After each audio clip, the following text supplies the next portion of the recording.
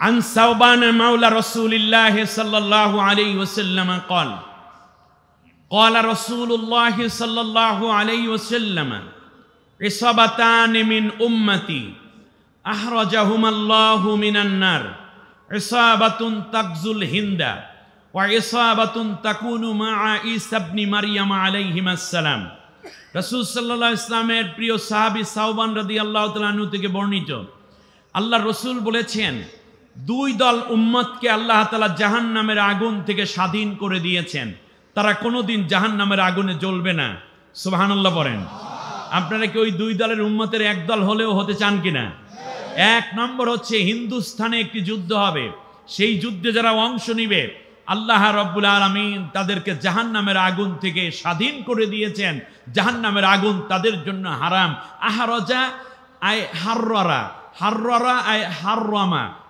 মুহাদ্দিসিন ইকরামের চমৎকার ব্যাখ্যা করেছেন আপনারা একটু হাদিসটা দেখে নিন খুব মশহুর হাদিস এটা রাসূল সাল্লাল্লাহু আলাইহি ওয়াসাল্লাম কোনোদিন এই ভারতীয় উপমহাদেশে আসেননি কিন্তু 1450 বছর আগে রাসূল সাল্লাল্লাহু আলাইহি ওয়াসাল্লাম যেটা বলেছেন এটাই সত্য হবে আপনাদের কোনো কনফিউশন আছে আপনাদের কোনো সন্দেহ আছে নাই এই যুদ্ধ হবে নিশ্চিত হবে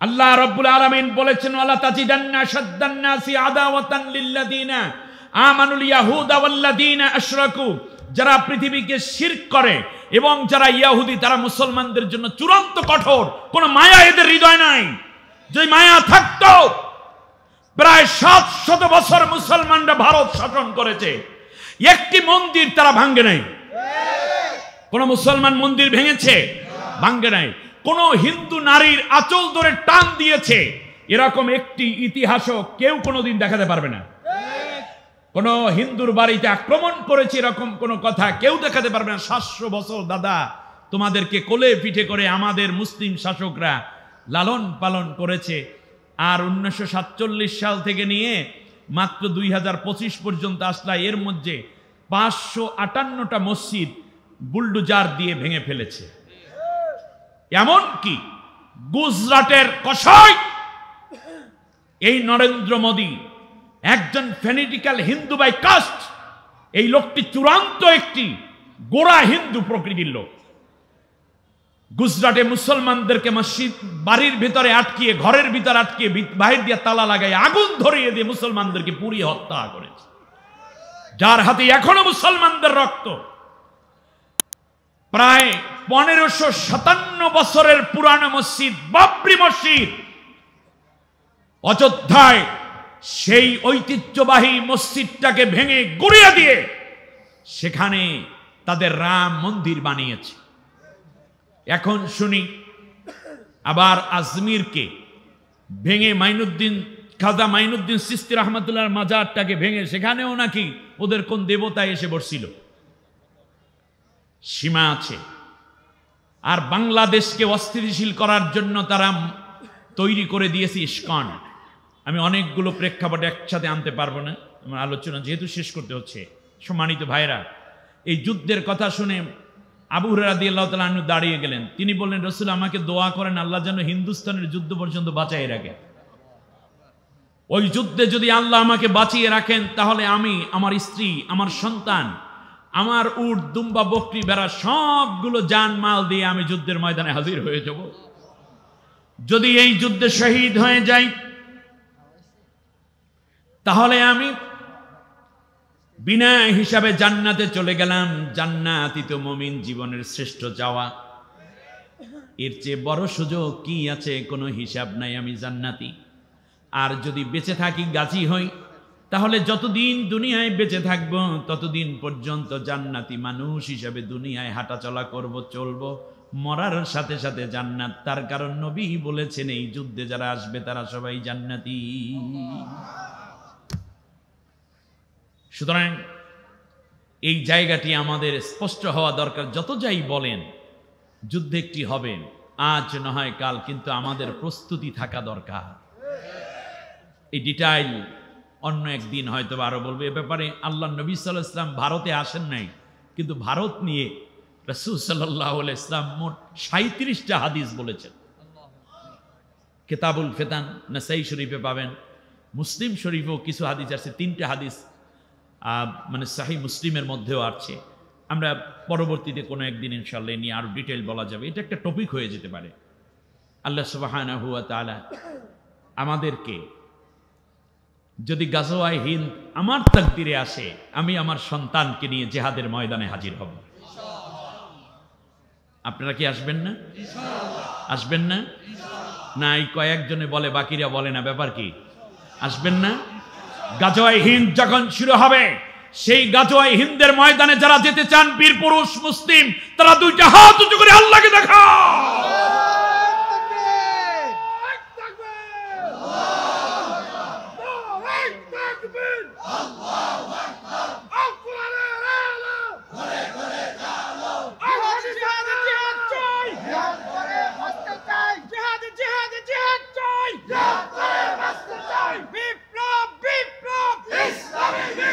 আল্লাহ কবুল করুন। এই হাদিসটি আমি আরেকটু সম্পন্ন করি। আল্লাহ রাসূল সাল্লাল্লাহু আলাইহি ওয়াসাল্লাম এই হাদিস বলতে গিয়ে হঠাৎ তিনি থেমে গেলেন। এরপর রাসূল সাল্লাল্লাহু আলাইহি ওয়াসাল্লাম কিছুক্ষণ কাঁদলেন। শুনতেছেন আপনারা আমার কথা? রাসূল সাল্লাল্লাহু আলাইহি ওয়াসাল্লামের পরেই তার চেহারা মোবারক আবার উঁচু করে সাহাবীদের দিকে তাকিয়ে একটা চমৎকার মুস্কি হাসি দিলেন। সাহাবীগণ আরজ করল, ইয়া রাসূলুল্লাহ, এটা কেন করলেন? আল্লাহর নবী বললেন,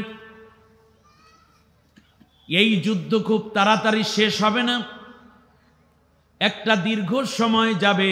এই জন্য আমি মাঝখানে হাদিস বর্ণনা থামিয়ে দিয়ে একটু সময় নিলাম, যাতে তোমরা বুঝতে পারো 1 মাস 2 মাস 1-2 বছরে এই যুদ্ধ চূড়ান্ত কোনো রূপ নিবে না। যেহেতু দীর্ঘমেয়াদী যুদ্ধ, এজন্য একটু থামলাম। ইয়া রাসূলুল্লাহ, ইয়া হাবিবাল্লাহ, হাদিস বর্ণনার মাঝখানে আপনি কোনোদিন এত বেশি কাঁদতে দেখি নাই। আপনি এত বেশি কাঁদলেন, কারণটা কি? বিশ্বনবী সাল্লাল্লাহু আলাইহি ওয়াসাল্লাম বললেন, তোমরা সাধারণ মানুষ, আমি নবী। আল্লাহ রাব্বুল আলামিন আমাকে যা দেখান তোমাদেরকে তা দেখান না। আল্লাহ দেখিয়েছেন এই যুদ্ধে আমার হাজার হাজার উম্মত জীবন দিয়ে শহীদ হওয়ার মর্যাদা লাভ করেছে। এত বেশি ভয়াবহ হবে যুদ্ধ, মানুষের রক্তের উপর দিয়ে মানুষের লাশ গড়িয়ে যাবে, ভেসে যাবে, রক্তের ঢেউ উঠবে, সেই ঢেউয়ে ঢেউয়ে মানুষ এক জায়গা থেকে আর এক জায়গায় নিয়ে যাবে। এত বেশি লাশ, এত বেশি রক্ত যাবে। আল্লাহর নবীর সাহাবীগণ বলল, ইয়া রাসূলুল্লাহ, তাহলে হাসলেন কেন? আল্লাহর নবী বললেন, যুদ্ধ যতই দীর্ঘমেয়াদী হোক, যুদ্ধ যতই রক্তক্ষয়ী হোক, সাংঘর্ষিক হোক না কেন, আল্লাহ রাব্বুল আলামিন আমাকে চূড়ান্ত ফলাফল দেখিয়ে দিয়েছেন। শেষ পর্যায়ে, বেলা শেষে, চূড়ান্ত পর্যায়ে আল্লাহ রাব্বুল আলামিন আমার উম্মতকে বিজয় দিয়েছে। সুবহানাল্লাহ। আসবে আবার ওমর তারিক, আসবে আবার মুসা খালিদ, কাটিবে শঙ্কা এই কালো রাত, জাগরণ জনতার ভাঙবেই নিদ। আসবে আবার ওমর তারিক, আসবে আবার মুসা খালিদ। ঠিক না? আফগান কাশ্মীর সবে হুঁশিয়ার, জাগতে হবে শোধ নিতে আবার, সোনালি দিনের তুমি হও মুজাহিদ। আসবে আবার ওমর তারিক, আসবে আবার মুসা খালিদ। আল্লাহর নবী বললেন, এই সময় আমার উম্মত 3 দলে ভাগ হবে। কয় দল? 1 দল জান্নাতি হবে আর 2টা দল জাহান্নামে যাবে। আপনারা জান্নাতি উম্মত হবেন না জাহান্নামী উম্মত হবেন? আরো জোরে বলতে হবে। আল্লাহ নবী বলেন, 1 দল উম্মত হবে জিহাদ ফিস সাবিলিল্লাহর জন্য গাজওয়ায়ে হিন্দে পূর্ণভাবে আত্মসমর্পণ, আত্মনিয়োগ করবে। আর একটা দল হবে শুধুমাত্র বলবে, দেখি কি হয়, দেখি কি হয়। আমার দেশের বহু পীর হয়তো তখনও বলবে গাজওয়ায়ে হিন্দের সময়, দেখি কি হয়, দেখি কি হয়। মসজিদের মধ্যে বসে মুরব্বীরা বলবে দেখি কি হয়, দেখি কি হয়। আর একদল মুজাহিদ বলবে এখানে বসে দেখি কি হয় না, আমরা দেখিয়ে দেব কি করা যায়। সুবহানাল্লাহ বলেন। আল্লাহর নবী বললেন দেখি কি হয়, দেখি কি হয় এর গ্রুপ, এরা জাহান্নামী। কোন নামী? কথা কয় না, জাহান্নামী। আর একটা গ্রুপ হবে, যেই গ্রুপটা কেমন হবে নবীজি বলেছেন, লা তাকুমুস সাআতু হাত্তা তালহাকা কাবাইলা মিন উম্মতি বিল মুশরিকিন ওয়া হাত্তা ইয়াবুদুনাল আসনাম। আল্লাহর নবী বলেন আমার উম্মতের আরেকটা গ্রুপ হবে এরকম, যারা ওই মুশরিকদের সাথে, যারা মূর্তি পূজারীদের সাথে, দেবদেবী পূজারীদের সাথে একেবারে গলায় গলায় খাতিল পাতাইয়া ফেলবে। এমনকি এই মুজাহিদদেরকে ধরে ধরে নিজেরা হত্যা করে বলবে দাদা আপনার দরকার নাই, আমার একটু পাওয়ার দেন, দেখবেন আমি মাইরে সাফ কইরা দেব। শুধু তাই নয় দাদা, এই 10 জনকে ধরেছি, এই 20 জনকে ধরেছি, যারা আপনাদের বিরুদ্ধে লড়াই করতে চায় তাদেরকে আমরা চিনি, এদেরকে ধরিয়ে দিবে ওই মুশরিকদের হাতে। আল্লাহর নবী বলেন এমন কি শেষ পর্যন্ত এই অবস্থায় পৌঁছে যাবে, তারা মূর্তি পূজা পর্যন্ত করবে অথচ তারা হবে আমার উম্মত। আল্লাহু আকবার। নবীর উম্মত হইয়াও মূর্তি পূজা করবে এবং মুশরিকদের সাথে বন্ধুত্ব পাতাবে, এমন একটি সম্প্রদায় আমার দেশেও আছে না নাই? মামু বাড়ি গিয়া পালাইছে। সেই নবীজি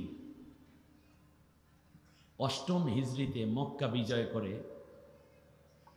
নির্যাতিত নিপীড়িত হওয়া জমিনি কালেমার পতাকা উড্ডীন করেছেন, যেটাকে বলে ফাতেহ মক্কা। ঠিক কিনা বলেন? তাতে নবীজির সময় লেগেছে কত বছর? এই যে প্রথম হিসাব দিলাম একটা, 61 বছর নাকি? আমরা কার উম্মত? অতএব বোঝা যাচ্ছে আমাদের মিশন 61 বছর পর্যন্ত গ্রো করা যায়। 1971 সালে বাংলাদেশ স্বাধীন হয়েছে। রাসূল সাল্লাল্লাহু আলাইহি ওয়াসাল্লামের বিজয়ের 61 বছর যোগ করে ফেলেন, তাহলে সালটা হয় 2031 সাল। 2032 হয়, 1 মাইনাস হবে এজন্য যেহেতু যেই সালে স্বাধীনতা শুরু সেই সালে বিজয় হয়েছে, ফলে 1 বছর যোগ করার দরকার হয় না, এটা মাইনাস করে রাখলেই হয়। তাহলে কত হয়? 2000। বাংলাদেশে আল্লাহর কোরআন বিজয় হবে 2031 সালে ইনশাআল্লাহ।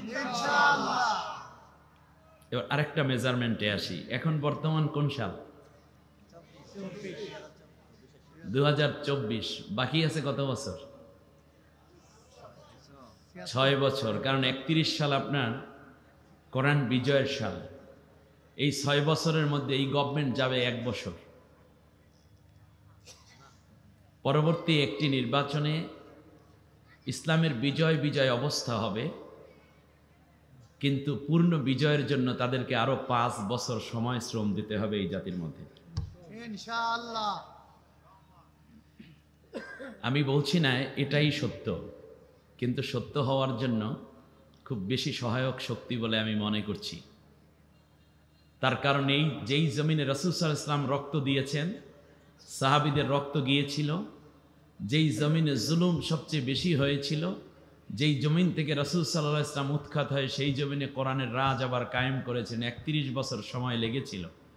অতএব আমরাও ঠিক এই 61 বছর সময় লেগেছিল, সেই 61 বছরের মাথায় যদি আমরা তালাশ করি তাহলে সেটা এই সাল হয়ে যায়। বিধায় আমাদেরকে একটা ভিশন ঠিক করা দরকার, সেটা হচ্ছে ভিশন 2031।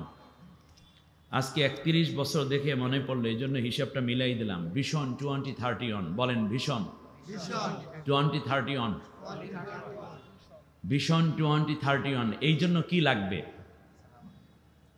যেই বিষয়টা দরকার সেইটা নিয়ে আজকের কোরআনের আলোচনা। ঠিক আছে ইনশাআল্লাহ। তাহলে আপনারা হিসাবটা কি বুঝতে পেরেছেন? এখন থেকে যদি আপনি স্কুল করেন তাহলে 2031টা স্কুল করার প্ল্যান করেন। মাদ্রাসা করলে কমপক্ষে একটি মাদ্রাসায় 2031 জন ছাত্রী থাকবে, এই চিন্তা করেন। আপনি যখন কোথাও দান করবেন 2031 টাকা দান করেন। আপনি যখনই কোনো কাজ করবেন তখন চিন্তা করেন 2031 একটি ভীষণ, একটি সাকসেসফুল প্রোগ্রামের জন্য টোটাল বাংলাদেশকে 2031টা ছোট্ট ছোট্ট ভূখণ্ডে ভাগ করে প্রত্যেকটা ভাগের মধ্যে 2031 জন করে মর্দে মুজাহিদ তৈরি করতে হবে। আসুন আমরা সরাসরি এই জমিন নিয়ে কথা বলি। আমাদেরকে তৈরি করেছেন কে? না হয় নাই? ঠিক আছে, আরো আউলেই গেছে। জোরে বলেন, কে তৈরি করেছেন? আল্লাহ সুবহানাহু ওয়া তাআলা। কোনো একটা টার্গেট ছাড়া এই পৃথিবীর কোনো কিছুকে আল্লাহ সৃষ্টি করেননি। আল্লাহ রাব্বুল আলামিন বলেছেন, আমি পৃথিবীর ওমা খলাকনাস সামাওয়াতি ওয়াল আরদা ওয়ামা বাইনাহুমা লাহওয়া ওয়া লাইবা, আসমান এবং জমিন এর মধ্যবর্তী যা কিছু আছে তা আমি খেলার ছলে তৈরি করি নাই। আফাহাসিবতুম আন্নামা খলাকনাকুম আবাসা ওয়া আন্নাকুম ইলাইনা লা তুরজাউন। তোমরা কি মনে করেছো আমি তোমাদেরকে এমনিতেই তৈরি করেছি, আমার কাছে কি তোমাদের ফিরে আসতে হবে না? ফিরে আসা লাগবে কি না? আল্লাহর কাছে ফিরে যেতে হবে। এই পৃথিবীর যা কিছু আছে, 3 দিন ব্যাপী মাহফিল তো, এজন্য এখান থেকে আমি 3 শব্দটা নিলাম। এই পৃথিবীতে আল্লাহ যা কিছু তৈরি করেছেন সব কিছুর পেছনে এক বা একাধিক উদ্দেশ্য আছে, কিন্তু মানুষকে আল্লাহ তৈরি করেছেন 3টা উদ্দেশ্যকে সামনে রেখে। কয়টা? তাহলে ভিশন 2031 31 প্লাস 3, সব ওয়াজ ভুলে গেল, এইটা বলার কথা না, একেবারে মিলাই দেয়া 3টা উদ্দেশ্য। এটার নাম কি? কলম।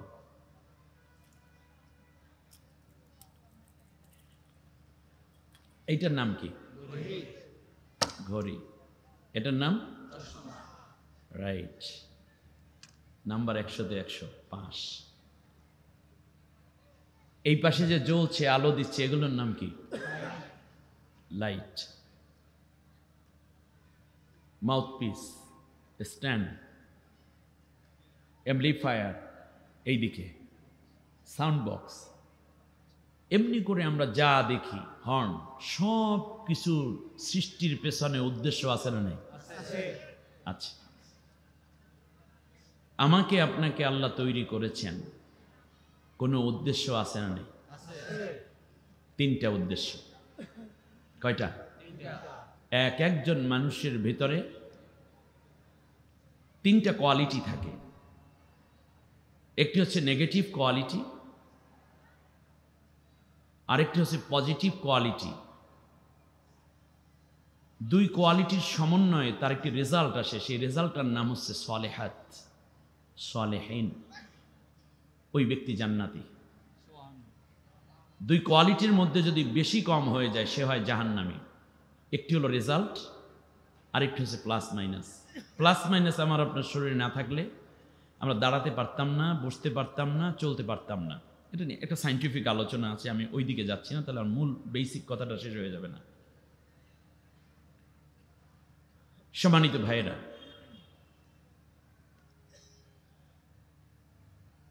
আল্লাহ রাব্বুল আলামিনকে আমরা জিজ্ঞেস করি, একটু আগে আমি জিজ্ঞেস করেছি আপনাদের কাছে যে কলম, ঘড়ি, চশমা, লাইট সব জবাব ঠিক হয়েছে।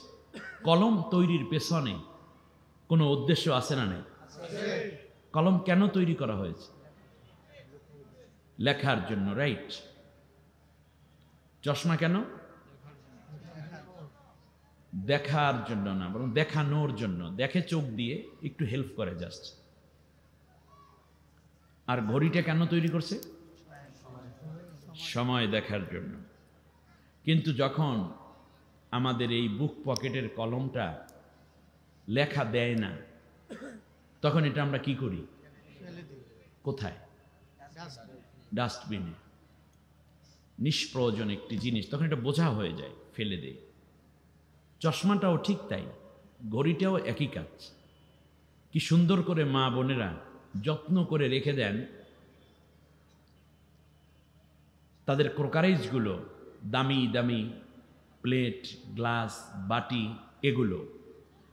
কিন্তু যখন ভেঙে যায় তখন সেটাকে কি করেন? গ্লাসটা ভেঙে গেলে কি হয়? অনেক দূরে ফেলে দেয়।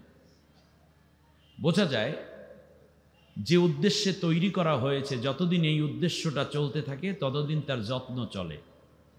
আর যখন উদ্দেশ্য বাস্তবায়নে ব্যর্থ হয় তখন সেটাকে ফেলে দেয়া হয়। আমাদেরকে আল্লাহ তৈরি করেছেন, একটু আগে বলেছেন, উদ্দেশ্য আছে না নাই? 3টা উদ্দেশ্য। কয়দিন ব্যাপী মাহফিল? উদ্দেশ্য কয়টা? 31তম মাহফিল, ভিশন 2031। ভুলবেন না কিন্তু, ঠিক আছে? ব্যাস। আল্লাহ রাব্বুল আলামিন যে উদ্দেশ্যে আমাদেরকে তৈরি করেছেন, যদি এই উদ্দেশ্য আমরা বাস্তবায়ন করি ততদিন আল্লাহ তাআলা এই ঘড়িটাকে আমি যেমন যত্ন করে রাখি, চশমাটাকে মুছে রাখি, কলমটাকে বুক পকেটে রাখি, ততদিন আল্লাহ আমাদেরকে যত্ন করে রাখবেন, মায়া করে রাখবেন, রহমত দিয়ে রাখবেন, আরামে রাখবেন। আমাদেরকে আল্লাহ তাআলা তার দয়া দিয়ে ভরপুর করে রাখবেন। দুনিয়ায় রাখবেন জান্নাতে, পরকালে। কিন্তু যদি উদ্দেশ্য বাস্তবায়নে ব্যর্থ হই তাহলে আল্লাহ তাআলা আমাদের ছোট্ট কলমটাকে যেমন আমরা ফেলে দেই, ঘড়িটাকে ফেলে দেই, হেই এটা ঘরে রাখছিস কেন, লেখে না টেকে না, যা। ঠিক তেমনই আল্লাহ রাব্বুল আলামিন আমাদেরকে একইভাবে ফেলে দেবেন গজবের মধ্যে, লাআনতের মধ্যে। অদুরিবাত আলাইহিমুজ যিল্লাতু ওয়াল মাসকানা, দারিদ্রতা, ক্ষুধা, লাঞ্ছনা, অপমান, এর মধ্যে ফেলে দিবেন। আর পরকালে আমাদের জন্য বানানো একটা ডাস্টবিন আছে, ওইটার নাম কি? জাহান্নাম।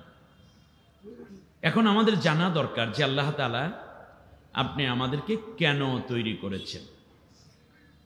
আমরা যখনই আল্লাহর কাছে জানতে চাই, রব্বুল আলামিন আপনি আমাদেরকে কেন তৈরি করেছেন, এত সুন্দর করে, এত মায়া করে, কি সুন্দর দুটি চক্ষু দিলেন, জ্ঞান বোঝার জন্য, অন্যকে অনুধাবন করার জন্য, গবেষণার জন্য আপনি আমাদেরকে নলেজ দিলেন, আকল দিলেন, জ্ঞান দিলেন, ইলম দিলেন। বলার জন্য কি সুন্দর ভাষা আপনি শিক্ষা দিলেন। নিজের অন্তরকে প্রশান্তি দেওয়ার জন্য সুন্দরী স্ত্রী দিলেন। মনোরঞ্জনের জন্য আমার যৌবন দিলেন। কলিজা শীতল করার জন্য সন্তান দিয়ে আমাকে ধন্য করলেন। দুনিয়ায় সম্মান দিলেন, ইজ্জত দিলেন। কোটি কোটি টাকা দামের তাপ আমার জন্য আপনি বরাদ্দ করলেন সূর্যের মাধ্যমে। কি সুন্দর চাঁদের কিরণ দিয়ে স্নিগ্ধতায় আপনি আমাকে মুখরিত করে দিলেন। এমনি করে করে liver, kidney, blood valve, heart, হাড্ডি, গোশত, চামড়া, রক্ত, কি সুন্দর দেখতে আমাকে আপনি আশরাফুল মখলুকাত বানাইয়া দুনিয়ায় হাজার রকমের খাবার, হাজারো রকমের ফুলের সৌরভ ঘ্রাণ দিলেন।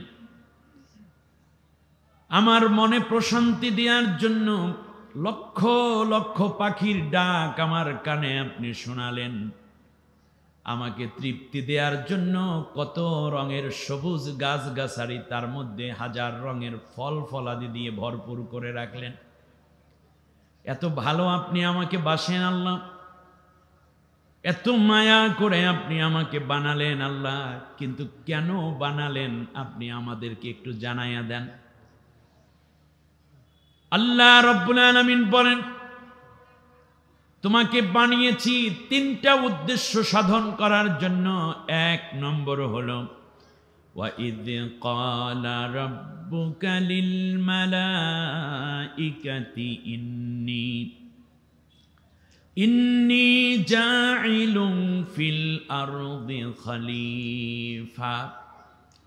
এক নম্বর কারণ হলো তোমাকে আমি দুনিয়ায় পাঠাইলাম, দুনিয়ায় গিয়ে একমাত্র কেবলমাত্র শুধুমাত্র তুমি আমারই আইন মানবা, আমার বিধান মানবে, আমার হুকুমাত মানবে। এমনকি অন্য মানুষরাও যেন আমারই হুকুম মানে, আমারই বিধান মানে, আমারই আইন মানে, সেই জন্য তুমি প্রতিনিধিত্ব করবা, তুমি দায়িত্ব পালন করবা, তুমি রিপ্রেজেন্টেটিভ হয়ে যাবা। এই জমিনের বুকে অন্য কারো আইন তুমিও মানবা না, সবাই মিলে যেন আমার আইনটা মানে, সেই রকম দায়িত্ব তুমি পালন করবা। এই দায়িত্ব দিয়ে আমি আল্লাহ তোমাকে দুনিয়ায় বানাইছি। এক নম্বর আমরা আল্লাহর কি করব বলে, খেলাফতের দায়িত্ব পালন করব, এক নম্বর দায়িত্ব। আল্লাহ রাব্বুল আলামিন বলেন খেলাফতের দায়িত্ব পালন করতে গিয়ে তুমি কশিন কালেও যেন ইনসাফের বাইরে চলে না যাও, আমার আনুগত্যের বাইরে চলে না যাও, আমাকে যেন কোনো জায়গায় এড়িয়ে নিজে নিজে আবার ভিন্ন মত কিংবা আইডিওলজি ধারণ না করো। সেজন্য খেলাফতের সাথে সাথে আমি আল্লাহ রব্বুল আলামিন তোমাকে আর একটা উদ্দেশ্যে বানিয়েছি। ওয়ামা খলাকতুল জিন্না ওয়াল ইনসা ইল্লা লিয়াবুদুন। দ্বিতীয় উদ্দেশ্য হচ্ছে কেবলমাত্র শুধুমাত্র একমাত্র আমারই দাসত্ব করবে, আমারই আনুগত্য করবে, অন্য কারো নয়। খেলাফতের কোয়ালিফাই করেছি আমি, সেটা দ্বারা যেন অন্য কিছুকে তুমি এস্টাবলিশ না করো, সেই জন্য সব সময় আমারই গোলাম হয়ে থাকবে, আমারই গোলামিত্ব করবে, আমারই প্রভুত্ব স্বীকার করবে। এই জন্য আমি আল্লাহ তোমাকে তৈরি করেছি। তাহলে দ্বিতীয় উদ্দেশ্য হচ্ছে ইবাদত। বলেন কি দ্বিতীয় উদ্দেশ্য কি? প্রথম উদ্দেশ্য কি? খেলাফত। দ্বিতীয় উদ্দেশ্য কি? ইবাদত। আল্লাহ রাব্বুল আলামিন বললেন একমাত্র আমার ইবাদতের জন্য তৈরি করেছি। এই আল্লাহ রাব্বুল আলামিন আমাদের জন্য নামাজকে ফরজ করে দিলেন। ফরজ, ওয়াজিব কিংবা নফল নামাজ যাই পড়ি না কেন, সূরা ফাতিহা প্রতি রাকাতে পড়তেই হয়। নামাজের মধ্যে আল্লাহ রাব্বুল আলামিনের কথার স্বীকৃতি আল্লাহ আদায় করতেছেন বান্দার কাছ থেকে। ইয়্যাকা না'বুদু ওয়া ইয়্যাকা নাস্তাঈন। এ কথা বলেন না আপনারা? সবাই বলি। আল্লাহ বললেন কেবলমাত্র আমারই ইবাদতের উদ্দেশ্যে তৈরি করেছি।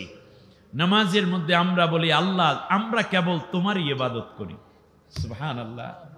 একমাত্র আমার ইবাদতের জন্য তৈরি করেছি আর বলছি কেবলমাত্র তোমারই ইবাদত করি। তাহলে আল্লাহ যা চাইলেন বান্দা ঠিক সেই স্বীকৃতিটা দিলেন। আল্লাহ এখন বেজার না খুশি? আরেকটু জোরে বলেন না। আল্লাহ রাব্বুল আলামিনের কাছে যখন কোন বান্দা বলে, দাঁড়িয়ে যখন বলে আল্লাহ একমাত্র তোমারই ইবাদত করি আর তোমার কাছে সাহায্য প্রার্থী হই, বান্দা যখন এত সুন্দর স্বীকৃতি দেয় মনে হয় আল্লাহ রাব্বুল আলামিন বান্দার মাথার মধ্যে আদর মাখা হাত দিয়ে ডাক দিয়া কয় ফাদখুলি ফি ইবাদি ওয়াদখুলি জান্নাতি। বান্দা তুই আমার ইবাদতের মধ্যে আয় আর আমার জান্নাতের মধ্যে প্রবেশ করতে থাক। সুবহানাল্লাহ। কয়টা গেল? দুইটা। প্রথমটা কি বলেন? খেলাফত। আরো জোরে বলতে হবে। দ্বিতীয়টা কি? ইবাদত। আল্লাহ রাব্বুল আলামিন তৃতীয় উদ্দেশ্যটা গোটা মানব জাতির সারা জীবন জুড়ে মোরাল দায়িত্ব হিসাবে, ডিউটি হিসাবে দিয়ে বললেন আল্লাযী খালাকাল মাউতা ওয়াল হায়াতা লিয়াবলুয়াকুম আইয়ুকুম আহসানু আমালা। আমি আল্লাহ। এই খেলাফতের দায়িত্ব পালন আর ইবাদতের মধ্যে দিয়ে আমি আল্লাহ কিন্তু তোমাকে ভুলে যাইনি, একটি বাইন্ডিংসের মধ্যে রেখেছি। একদিন তোমার মৃত্যু হবে, একদিন তোমার জীবন দিয়ে আমি আল্লাহ তৈরি করলাম। এই মৃত্যুটা যে হবে, আমি আল্লাহ জীবন এবং মৃত্যুর মাঝখানে পরীক্ষা করে নিতে চাই। তোমাদের মধ্যে কর্ম সম্পাদনের ক্ষেত্রে সবচেয়ে বেশি নেক কাজ কে কে করো, আমি আল্লাহ তাদেরকে পরীক্ষা করে নিতে চাই। সুবহানাল্লাহ। আহসানু আমালা, আমরা যে কাজই করি না কেন আশা করি আহসান করব। হুসনুনের তাফজিল হলো আহসান। সবচেয়ে ভালো কাজ কে করো? অনেক কাজ আছে সমাজে, তার মধ্যে আমরা সবচেয়ে ভালো কাজটি করব, ভালো করে করব। সুবহানাল্লাহ বলেন। এই যে দেখেন এত সুন্দর প্যান্ডেল, হ্যাঁ, মানে মন জুড়িয়ে যাওয়ার মতো এত সুন্দর আয়োজন, এবং আপনারা এত সুন্দর শ্রোতা, এত ভদ্র শ্রোতা, আবার ঠিক পাশাপাশি যারা এই সুন্দর অ্যারেঞ্জমেন্টে আছে তারাও কত নিপুণ কাজ করার চেষ্টা করছে। এটা হলো আহসানু আমালা। আল্লাহ বলছেন আকসারু আমালা বলেন নাই, আল্লাহ বলছেন আহসানু আমালা। আপনি কত বেশি কাজ করলেন এটা আল্লাহর দেখার বিষয় নয়, বরং কাজটা কত সুন্দর করে করলেন এইটা আল্লাহর দেখার বিষয়। আপনি মোষ যখন কাটবেন তখনও মোষটা সুন্দর করে কাটেন, যখন কথা বলবেন তখন নিজে চেষ্টা করবেন সবচেয়ে ভালোভাবে কথাটি বলা। আপনি যখন জামাটি পরবেন তখনও সুন্দর করে জামাটি পরার চেষ্টা করুন। আপনি যখন এই যে ক্যামেরাম্যান, এই শত ক্যামেরা হাজির হয়ে যাবে, হয়তো এর আরও বেশি হয়ে যাবে, আপনারা যখন এডিট করবেন তখন কালার কম্বিনেশন, তারপরে এর মধ্যে সাউন্ড কোয়ালিটি ইত্যাদি ইত্যাদি দিয়ে কত ভালো করা যায়। যে যত বেশি ভালো করবে আল্লাহর কাছে সে তত বেশি ভালো বান্দা। তাহলে যে কোনো কাজ করা নেই, বরং ভালো কাজটি সুন্দর করে সম্পন্ন করতে হবে। বলেন, ভালো কাজটি সুন্দর করে করতে হবে। তিনটি বিষয় আলোচনা করা তো আমার পক্ষে সম্ভব হবে না, আজকে আমি একটি বিষয়ে আলোচনা করি শুধু। আচ্ছা, কোনো একটা জিনিস তৈরি করা হচ্ছে কেন, এই ডিসিশন কখন তৈরি হয়? জিনিসটি তৈরি করার পরে নাকি তৈরি করার আগে? যিনি তৈরি করবেন তিনি প্ল্যান করে সেই আলোকে তৈরি করেন। এটা কি তৈরি করার পরে না আগে? রাইট। তৈরি করার আগে যেই প্ল্যানটি করা হয় ওই আলোকই মূল কাজটিকে সম্পন্ন করা হয়। যেমন এখানে যখন একটা খুঁটি মাত্র গাড়তেছে, এই যে প্লেয়ার খুঁটিগুলো আছে না, বাঁশের খুঁটি, মাত্র একটা গর্ত করছে, তখনই সভাপতি সাহেব এখানে উপস্থিত জিজ্ঞেস করছে, স্যার কি খবর? বললো যে মাহফিল করাবো তো এই জন্য এখানে যেখানে খুঁটি গাড়তেছি এখানে স্টেজ হবে। আপনারা বলেন তো দেখি, কোথায় স্টেজ, কোথায় তক্তা, কোথায় বাঁশ? কিচ্ছু নাই। কিন্তু খুঁটিটা গর্ত করতেছে মাত্র, এখন একটা বাঁশও গাড়া হলো না, পোতা হলো না, অথচ তিনি বলছেন এখানে কি হবে? স্টেজ হবে। তাহলে বোঝা যায় পুরো স্টেজের স্বপ্ন তার ব্রেইনের ভিতরে চলে আসছে। তাহলে মূল উদ্দেশ্য যেটা, সেটা হচ্ছে তৈরি করার আগে যেই কথাটা বলা হয় ওইটাই হলো সৃষ্টির একেবারে মোরাল এবং সবচেয়ে বেশি গুরুত্বপূর্ণ কাজ। এখনো পর্যন্ত পৃথিবীতে কাউকে পাঠাননি আল্লাহ তাআলা, এখনো পর্যন্ত আদম তৈরিও হয় নাই। সুবহানাল্লাহ। আমরা তো আদম এবং হাওয়া আলাইহিমাস সালাম থেকে পৃথিবীতে আসছি নাকি? আল্লাহ রাব্বুল আলামিন ফেরেশতাদেরকে ডাক দিলেন, আমার সাথে পড়েন, আউযু বিল্লাহি মিনাশ শাইতানির রাজিম, বিসমিল্লাহির রাহমানির রাহিম।